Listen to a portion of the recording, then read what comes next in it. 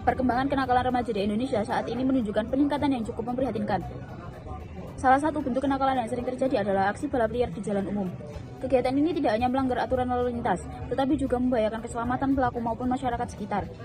Balap liar umumnya dilakukan oleh remaja yang masih berusia anak dan belum memiliki kematangan emosional. Faktor lingkungan pergaulan, kurangnya pengawasan orang tua, serta pengaruh media sosial yang menjadi penyebab utama munculnya perilaku tersebut. Oleh karena itu, penanganan terhadap anak pelaku balap liar tidak hanya perlu dilakukan melalui hukuman, tetapi juga melalui pembinaan dan perlindungan anak. Dalam sistem hukum Indonesia, anak yang melakukan tindak pidana tetap harus mempertanggungjawabkan perbuatannya. Namun, penanganan berbeda dengan orang dewasa karena anak memiliki hak untuk memperoleh perlindungan khusus. Hal ini diatur dalam Undang-Undang Nomor 11 Tahun 2012 tentang Sistem Peradilan Pidana Anak yang menekankan pendekatan restoratif justice atau keadilan restoratif. Pendekatan ini bertujuan untuk memulihkan keadaan, memperbaiki hubungan sosial, serta menghindarkan anak dari dampak negatif proses pidana formal. Melalui pendekatan ini, penyelesaian perkara anak tidak hanya berorientasi pada hukum, tetapi juga pada pemulihan dan masa depan anak. Penerapan restoratif justice dilakukan melalui mekanisme diversi, yaitu pengalihan penyelesaian perkara anak dari proses peradilan pidana ke penyelesaian di luar pengadilan dengan melibatkan pelaku, korban, keluarga, dan pihak terkait lainnya. Diversi bertujuan agar anak tidak mengalami stigma sosial akibat proses pengadilan formal serta dapat menumbuhkan rasa tanggung jawab pada diri anak. Balap liar sendiri bukan hanya persoalan pelanggaran lalu lintas, tapi juga berkaitan dengan masalah sosial dan psikologis remaja. Banyak remaja melakukan balap liar sebagai bentuk pencarian identitas diri, pengakuan kelompok, dan hiburan. Kurangnya fasilitas positif bagi remaja, serta pengaruh media sosial turut memperbesar fenomena tersebut. Salah satu kasus terjadi di Kabupaten Pamekasan, di mana aksi balap liar yang dilakukan puluhan remaja di jalan umum menimbulkan keresahan masyarakat dan membahayakan pengguna jalan. Bahkan fenomena ini diduga berkaitan dengan meningkatkan tawuran dan kekerasan antar remaja. Oleh karena itu, pendekatan restoratif justice menjadi penting untuk diterapkan agar penanganan anak pelaku balap liar tidak hanya bersifat menghukum, tetapi juga mampu memberikan pembinaan dan perlindungan bagi masa depan anak. Rumusan masalah yang kami temukan adalah bagaimana penerapan restoratif justice terhadap anak pelaku balap liar dalam sistem peradilan pidana anak di Kabupaten Pamekasan. Kemudian bab metode penelitian. Penelitian ini menggunakan metode penelitian yuridis normatif dengan pendekatan perundang-undangan dan pendekatan konseptual. Penelitian yuridis normatif dilakukan dengan menelaah norma-norma hukum, asas hukum, serta teori yang berkaitan dengan penerapan restoratif justice dalam sistem peradilan pidana anak di Indonesia. Sumber data yang digunakan dalam penelitian ini berupa data sekunder yang terdiri atas bahan hukum primer dan bahan hukum sekunder serta bahan hukum tersier. Bahan hukum primer meliputi Undang-Undang Nomor 11 Tahun 2012 tentang Sistem Peradilan Anak, Undang-Undang Nomor 22 Tahun 2009 tentang Lalu Lintas dan Angkutan Jalan, serta peraturan lain yang berkaitan dengan perlindungan anak dan restoratif justice. Adapun bahan hukum sekunder diperoleh dari buku, jurnal ilmiah, hasil penelitian, dan artikel hukum yang relevan dengan permasalahan yang diteliti. Teknik pengumpulan bahan hukum dilakukan melalui studi kepustakaan dengan cara menelaah dan mengkaji berbagai literatur hukum yang berkaitan dengan objek penelitian. Selanjutnya, bahan hukum yang telah diperoleh dianalisis secara deskriptif kualitatif untuk memberikan pemahaman mengenai penerapan restoratif justice terhadap anak pelaku balap liar dalam sistem peradilan pidana anak di Indonesia. Masuk ke dalam bab pembahasan penerapan restoratif justice terhadap anak pelaku balap liar dalam sistem peradilan pidana anak di Kabupaten Pamekasan. Penerapan restoratif justice terhadap anak pelaku balap liar dalam sistem peradilan pidana anak di Kabupaten Pamekasan merupakan bagian dari upaya perlindungan hukum terhadap anak yang berhadapan dengan hukum. Anak sebagai generasi penerus bangsa memiliki hak untuk memperoleh pembinaan dan perlindungan agar dapat berkembang secara optimal. Dalam praktiknya, anak yang terlibat dalam aksi balap liar seringkali dipengaruhi oleh faktor lingkungan, pergaulan, dan kurangnya pengawasan dari keluarga. Oleh karena itu, penyelesaian perkara anak tidak dapat disamakan dengan penanganan pelaku tindak pidana dewasa. Sistem peradilan pidana anak di Indonesia lebih menekankan pendekatan pembinaan dan pemulihan dibandingkan penghukuman semata melalui konsep restoratif justice. Restoratif justice dalam hukum Indonesia diatur dalam Undang-Undang Nomor 11 Tahun 2012 tentang Sistem Peradilan Pidana Anak.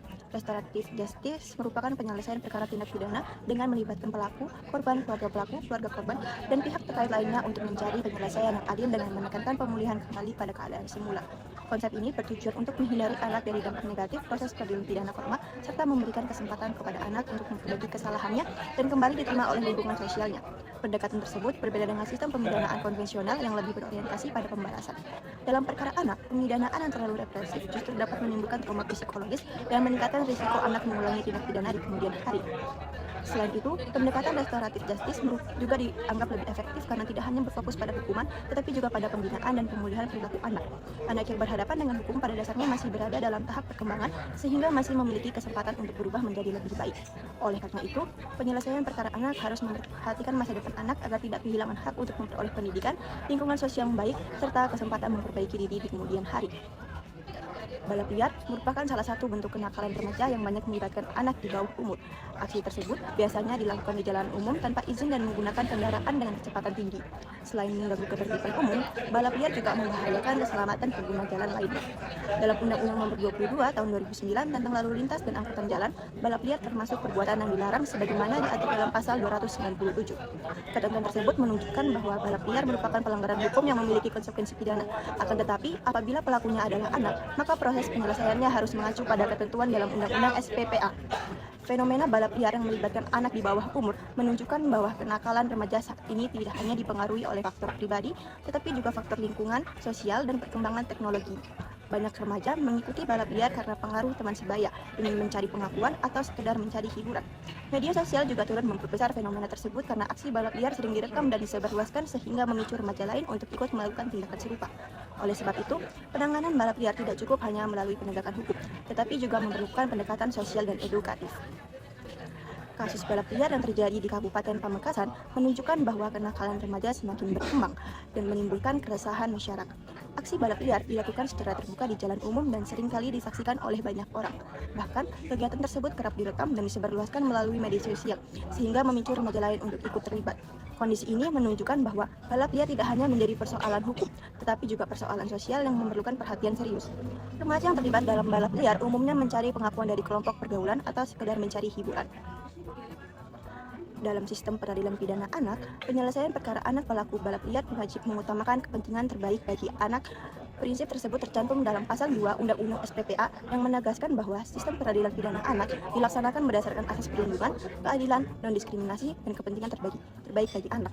Oleh karena itu, aparat penegak hukum tidak dapat langsung menjatuhkan pidana penjara terhadap anak pelaku balap liar. Anak harus dipandang sebagai individu yang masih memiliki kesempatan untuk diperbaiki dan dibina.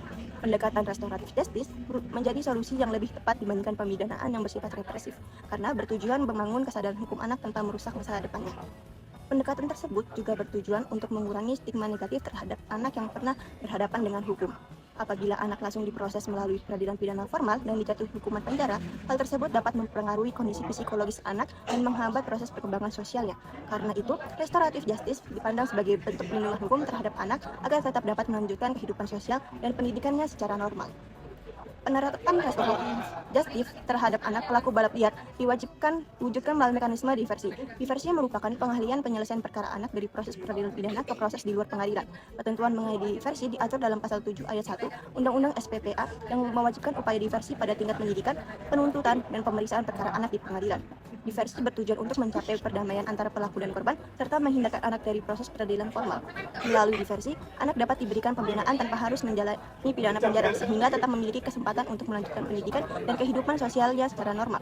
Diversi menjadi salah satu bentuk nyata penerapan restoratif justice dalam sistem peradilan pidana anak. Melalui proses diversi, penyelesaian perkara tidak hanya berfokus pada hukuman, tetapi juga mencari solusi terbaik bagi semua pihak yang terlibat. Dengan adanya diversi, anak diharapkan dapat menyadari kesalahannya, bertanggung jawab atas perbuatannya, dan tidak mengulangi tindak pidana di kemudian hari.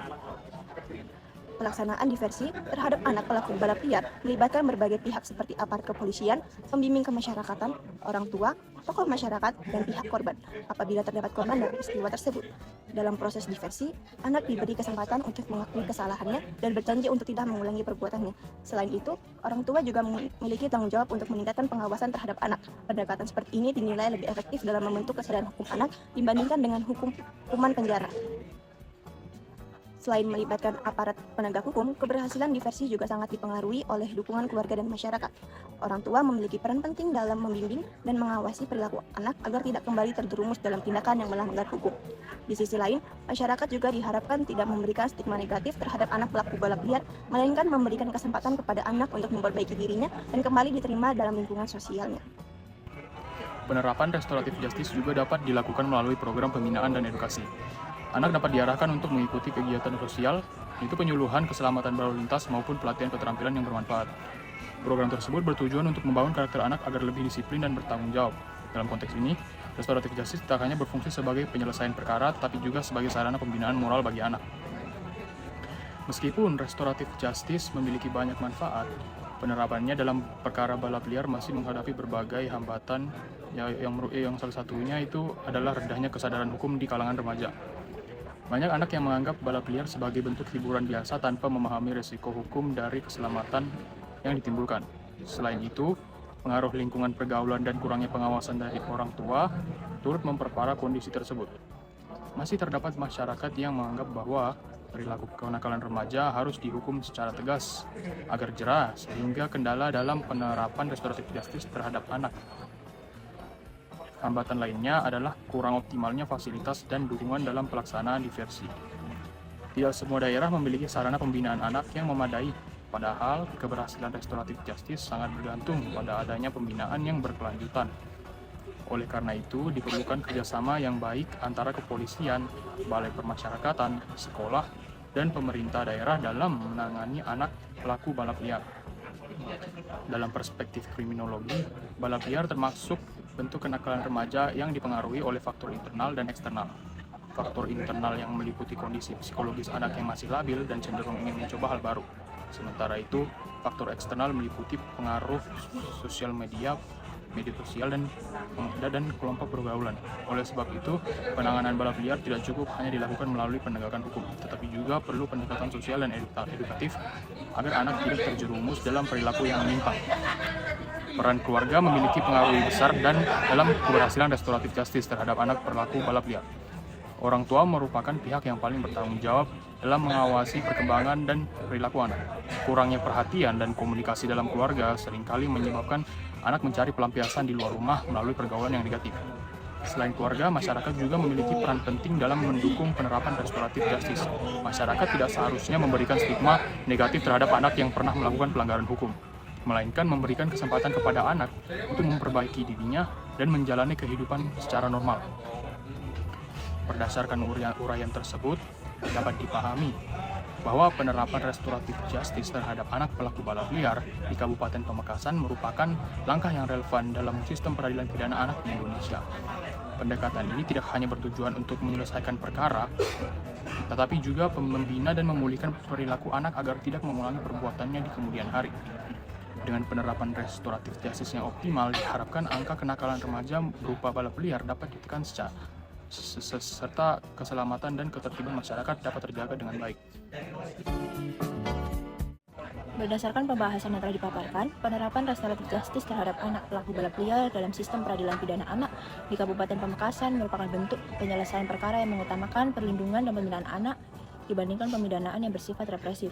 Pendekatan tersebut dilaksanakan berdasarkan Undang-Undang Nomor 11 Tahun 2012 tentang Sistem Peradilan Pidana Anak melalui mekanisme diversi yang bertujuan untuk menyelesaikan perkara di luar pengadilan, memulihkan hubungan sosial, serta menghindarkan anak dari dampak negatif proses peradilan pidana formal.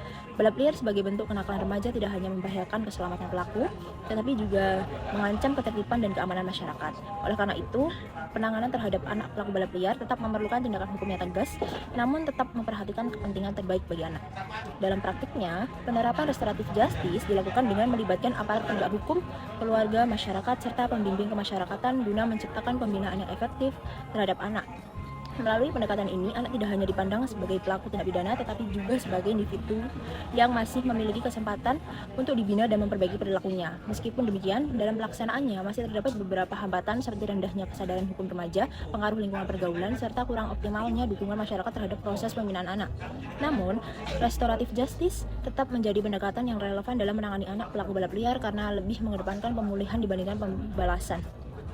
Dengan penerapan restoratif justice yang optimal, diharapkan anak dapat menyadari kesalahannya, memperbaiki perilakunya, serta terhindar dari pengulangan tindak pidana di masa mendatang.